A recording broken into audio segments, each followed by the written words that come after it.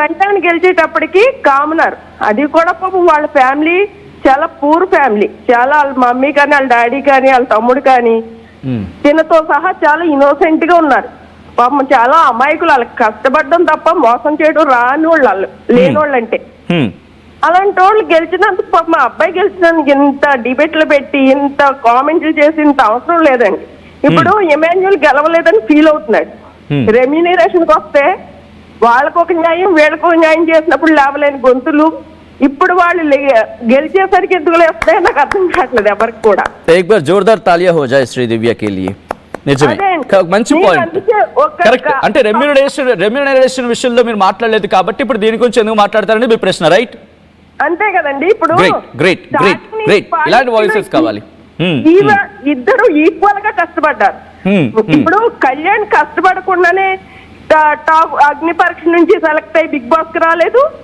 Big boss లో first commoner గా లోపలికి అడుగు పెట్టలేదు. లాస్ట్ కెప్టెన్ గా తను విన్నింగ్ అయ్యాడు. లాస్ట్ ఫస్ట్ ఫైనలిస్ట్ గా తను విన్నింగ్ అయ్యాడు. ఏమాడాడు ఆ అమ్మాయి వెనకట్లు తిరిగాడు.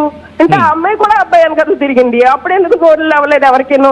అంటే వాళ్ళిద్దరి విషయం కాబట్టి వాళ్ళ పర్సెప్షన్స్ వాళ్ళకు ఉండొచ్చు. బట్ ఆ రిలేషన్ బాండింగ్ పాజిటివ్ గానే చూసారు. ఓకే, బట్ ఇక్కడ వినిపించమాట. Yeah Sridevi continue.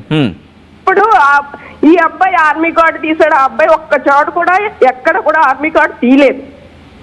బయట జనాలు చేసుకున్నారు అలా పబ్లిసిటీ, దాంట్లో తన మిస్టేక్ లేదు. అలా అనుకుంటే ఒక లేడీ విన్నర్ అవ్వాలని వాళ్ళు ఉమెన్ కార్డు తీశారు. ఒక కమీడియన్ విన్ అవ్వాలని వీళ్ళు కమీడియన్ కార్డు తీశారు. ఇవన్నీ కార్డు కింద లెక్క వస్తాయి. తనొక్కంటే అలా పాపం అంతా లేనోళ్ళు. డెమాన్ పవన్ కూడా థర్డ్ ప్లేస్ లో ఉండడం రాంగ్ ఏం కాదండి. వాళ్ళు కూడా పాపం వాళ్ళ నాన్నగారు అలా ఉన్నా కూడా రోడ్ల మీద ఫ్లెక్సీలు పట్టుకుని నించుంటే జాలేసింది నిజంగా. బిగ్ బాస్ కళ్యాణ్ కప్పు ఇవ్వకపోయి ఉంటే నేను బిగ్ బాస్ సీజన్ 1 నుంచి వస్తానండి, లైవ్ చూస్తాను నేను. తనకి కనుక కప్పు ఇవ్వకపోయి ఉంటే పక్కా అన్ఫేర్ అయ్యి ఉండేది. ఇచ్చుంటే కనుక ఇమాన్యుల్ అవుట్ అయి బయటకు వచ్చినప్పుడు అంత ఫీల్ అవ్వలేదు.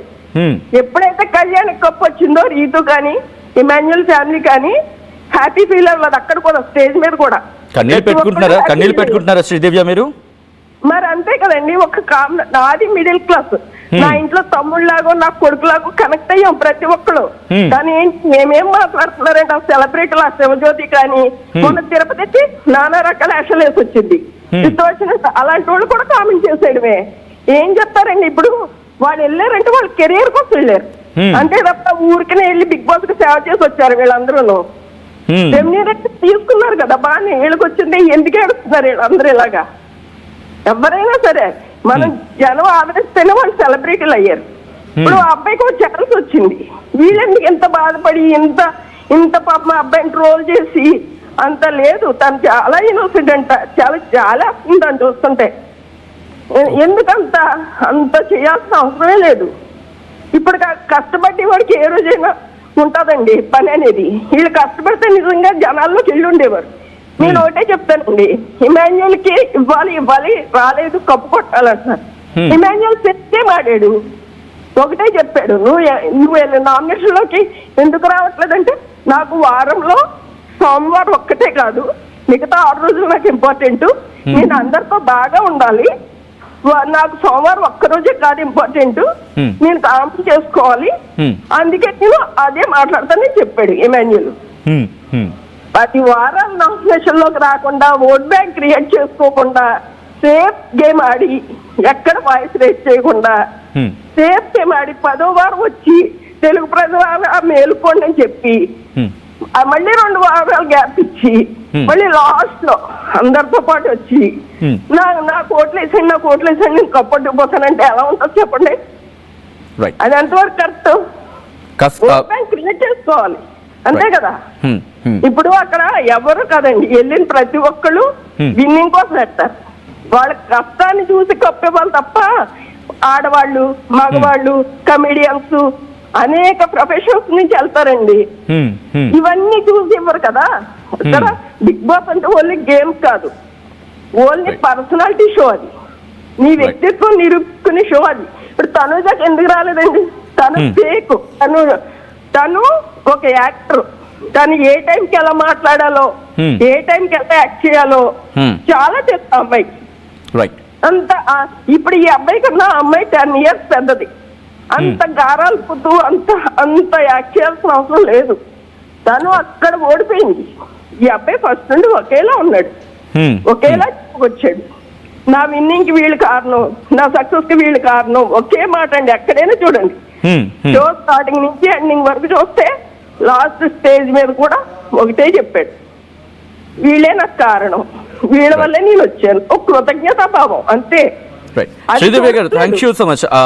కాస్త మిమ్మల్ని మీరు సమాధానించుకునే ప్రయత్నం చేయండి, కాస్త కళ్ళు తుడుచుకునే ప్రయత్నం చేయండి. Thank you so much. ఎందుకంటే జనాలని చూస్తున్నమాట, ఒకవేళ ఎవరైనా సో కాల్ సెలబ్రిటీస్గా ఫీల్ అవుతున్న వాళ్ళు ఎవరైనా కావచ్చు, కోర్స్ మీకు, ఎందుకంటే ఇప్పుడు నా వాళ్ళు ఎవరైనా ఓడిపోయారంటే నాకు ఆ బాధ ఉంటుంది, ఆ పెయిన్ ఉంటుంది.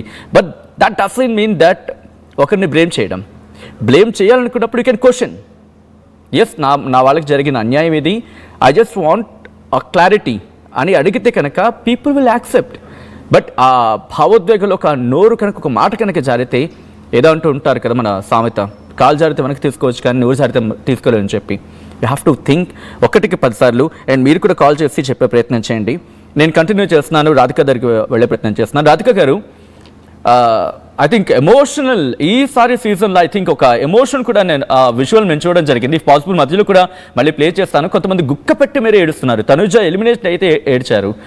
సో చాలా ఈసారి షోని ఎందుకు బిగ్ బాస్ని చాలా ఓన్ చేసేసుకున్నారేమో అనిపించింది, చాలా ఓన్ చేసుకున్నారేమో అనిపించింది. సో ఎలిమినేషన్ గురించి వచ్చినప్పుడు కొన్ని పాయింట్స్ ఇందాక మీరు చూశారు. రెమ్యూనరేషన్ విషయంలో నోరు లేవలేదు, కానీ ఇప్పుడు దీని విషయంలో మాత్రం మాటలు బయటకు వస్తున్నాయని చెప్పి. How we have to see this, అంటే how we have to look into this అండి?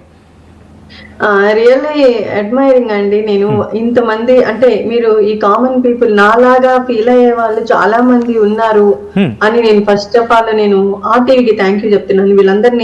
వీళ్ళందరూ వినకపోయి ఉంటే నాకు కొంచెం భయం స్టార్ట్ అయింది. ఇలా చెప్తూ ఉన్నాను, తర్వాత ఏంటి నెక్స్ట్ స్టెప్, వాళ్ళు వచ్చి నన్ను తిడతారేమో అనిపించింది. కానీ నేను చెప్పింది నిజం అని చెప్పడానికి